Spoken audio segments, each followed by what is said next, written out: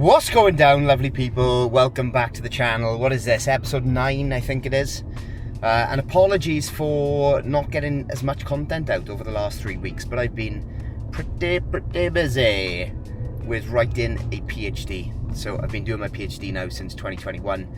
I've got another 3 years to complete, but just before the summer break I decided that this summer was going to be the year that I finished the written component of it. So that's a self-imposed deadline, 3 years ahead of schedule. And the reason that I wanted to get it done and dusted is because when you're doing a PhD part-time, you have to respond to the most contemporary research that is being done. So by the time that the summer rolls around, or Christmas rolls around, or Easter rolls around, the opportunities that I get to re-engage with the PhD, new things have been written, so I need to respond to those things, which creates quite a lot of work, I'm not gonna lie. So you know, the kind of the point of doing a PhD is to contribute new knowledge to the subject area that you're engaged with. And over the last 6 years, I feel like my contribution is in a good spot. I feel confident and happy with what I've written so far. So this summer break now has been pretty full on. I'm up to 48,000 words. I got the document printed yesterday, and now I'm just slowly going back through it methodically to make sure that I've left no stone unturned. And the thing with giving your attention to a variety of things is that your capacity as a human is only finite, right? You can only fill it up with so much. We haven't got like an infinite supply of capacity, so to speak. I know this sounds a little bit woke, doesn't it? But it is the reality of the situation. When you are juggling so many different things, then from time to time your attention needs to switch from one thing to another. And for me, this summer is an opportunity to just finish this bit of research off. I say this bit of research, it's actually quite a big deal to finish a PhD.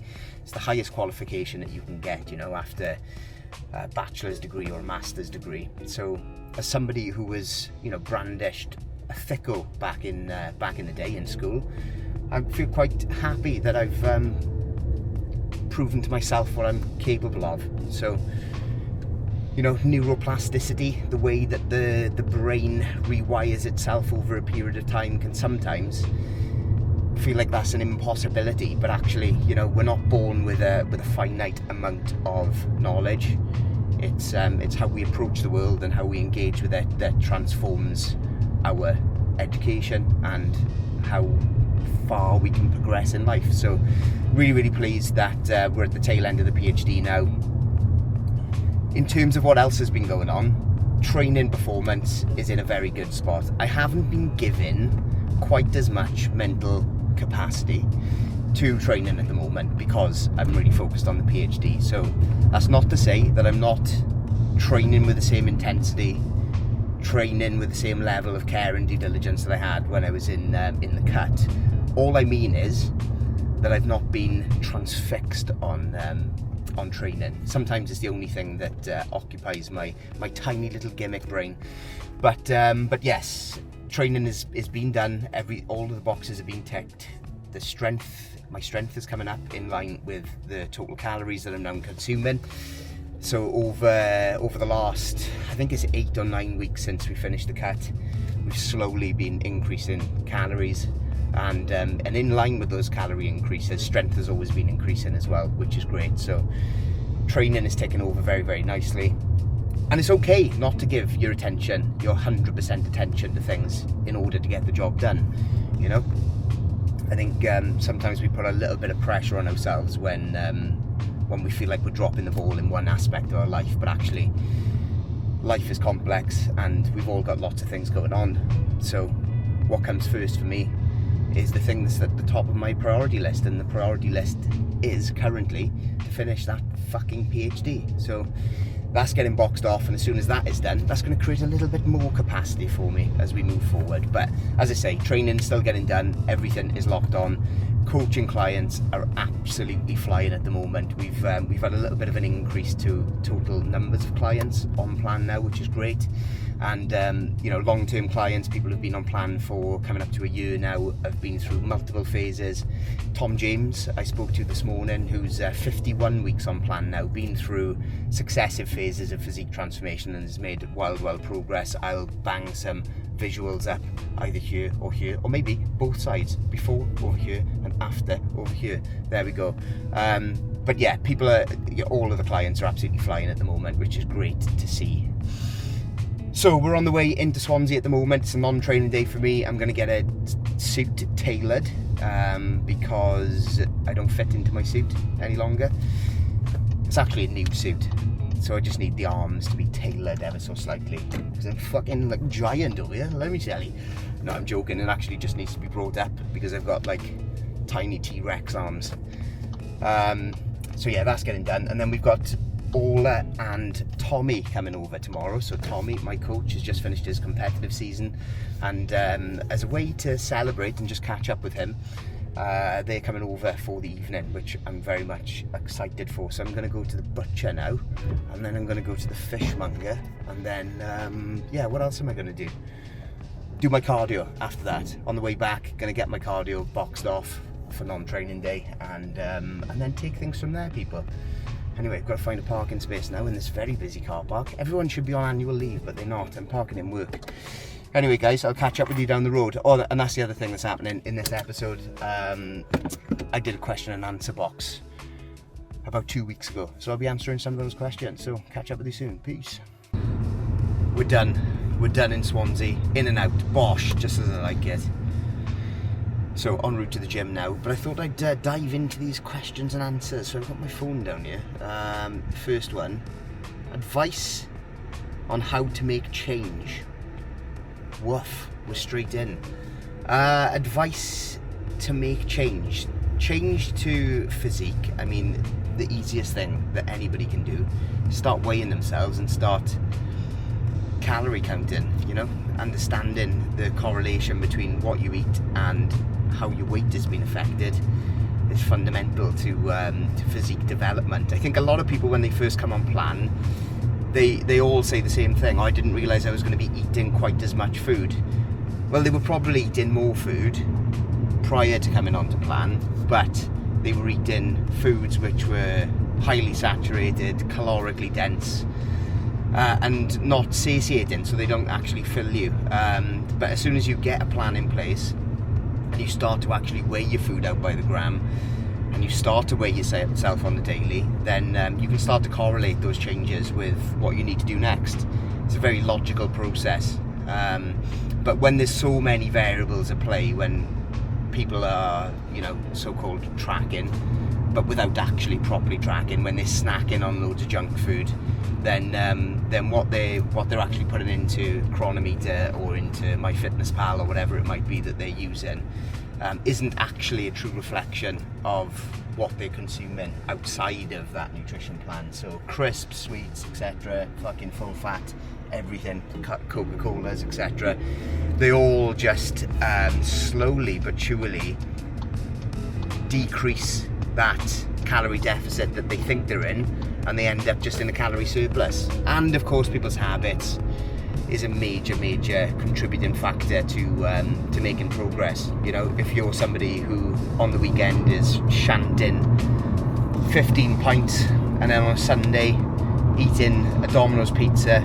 and a fuck ton of other garbage food, then of course you're not going to see progress either. So see things over 7 days, don't just see them over the days that you're actually training. I think that's the key advice on that front. And in terms of change outside of physique development, then as I've already mentioned, neuroplasticity is real, people. So if you want something in life, you can't just wish it into being. You have to actually put some strategies in place. So I would say become the person that you want to be, as opposed to the person that you are right now. Nothing changes if nothing changes. I know it sounds like a cliche, but it's so very true. So as soon as you understand that who you are is not determined by what you were, then you can make major progress in any part of life. And, you know, don't give a fuck about what other people's perceptions might be when you start to make those changes. They've only ever known you to be who you are right now, and it's not your responsibility to manage their expectation of who you are moving forward. So, you know, prove people wrong, prove that you can do something for a longer duration of time, and that's what this whole process is about, right? Whether it's physique development or making changes to your lifestyle more broadly, you just have to do something consistently for long enough with a clear goal of what you want, then you're all gravy, baby. What's the next question? Is every client coachable? Whoa!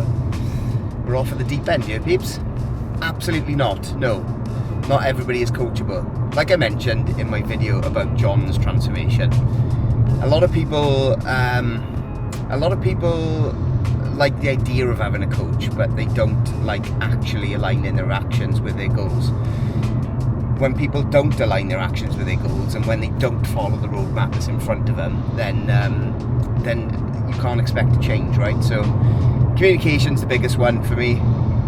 When people don't communicate when they first come on plan, and they don't check in on time, and they don't respond to your messages, etc., then, you know, it's a really clear indicator that this ain't gonna work. You know what I mean? It's a two-way street. I can give you all that I've got to offer, but it's down to the client in order to actually do those things. And it's the same for students, you know, the same rules apply. Some students are not teachable because they're fucking idiots and they don't value the what's been offered, you know what I mean? So really, the straight answer to this question is every client coachable? No, they're not. You get in what you put out. Simple as that. Back in the house, people, and the next question is, what do you do when someone's weight isn't moving? Well, the first thing I would ask them is anything passing your lips that isn't on the plan?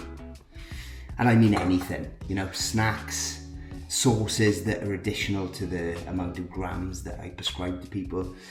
All of those things will determine whether we are actually working in a calorie deficit or not. So it might not seem like a lot in the moment to have 30 grams of sauce instead of 20 grams of sauce or 15 grams of sauce, but actually multiply that by successive meals, and all of a sudden that's hundreds of calories that are being consumed additional to the plan.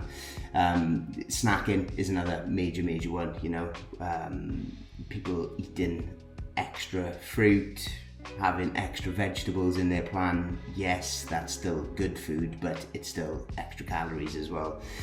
So if you want to see that scale weight trending downwards, then you need to check what's going through these fucking lips, let me tell you.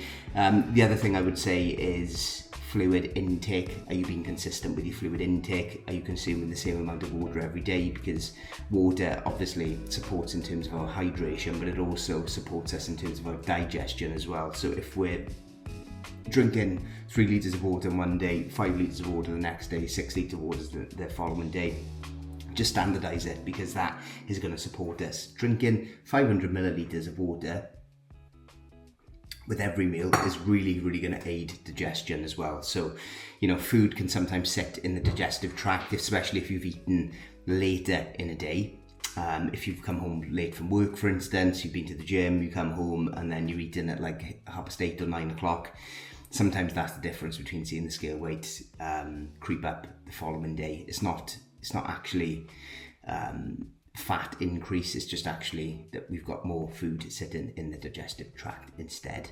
The third thing I would say is cardio and steps being complete, and not just going through the fucking motions either, you know what I mean? I say 120 to 150 to people, but actually just work to the higher level, because you're going to be burning more calories when no two cardio is the same. If you do cardio on a stationary bike, then the heart rate will elevate and then it'll come back down. It's really hard to stay in that steady state zone.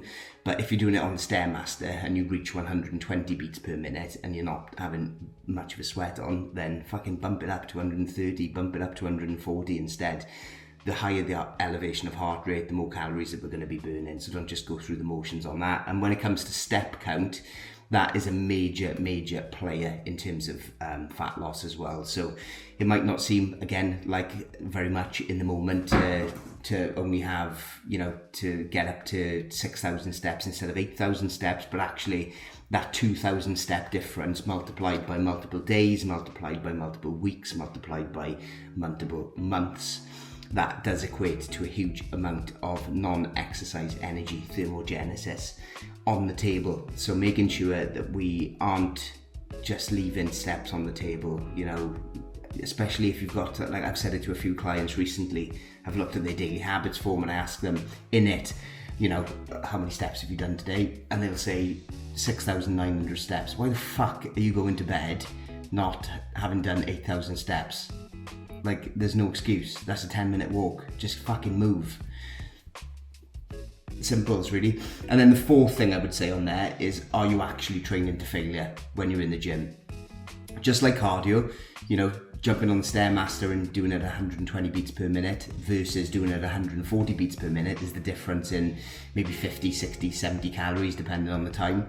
Then exactly the same is true for training. Are you just going through the motions? Because if you're just going through the motions, then you're not going to be burning as many calories as you are if you're going to be full fucking sending it. So master those 4 fundamental pillars. 1, what's passing through my mouth. Number 2, am I drinking the same fluids? Am I supporting digestion? 3, is all of my steps, is all of my cardio being complete, and not just being complete, but being done to a good level? And number 4, am I training to failure? If you can answer those 4 fundamental things, then the scale weight will start to trend downwards. Like, it's not my first rodeo as well of working with clients, so if someone's scale weight isn't changing from week to week, even though I'm making changes to their plan, then I know there's something going on here.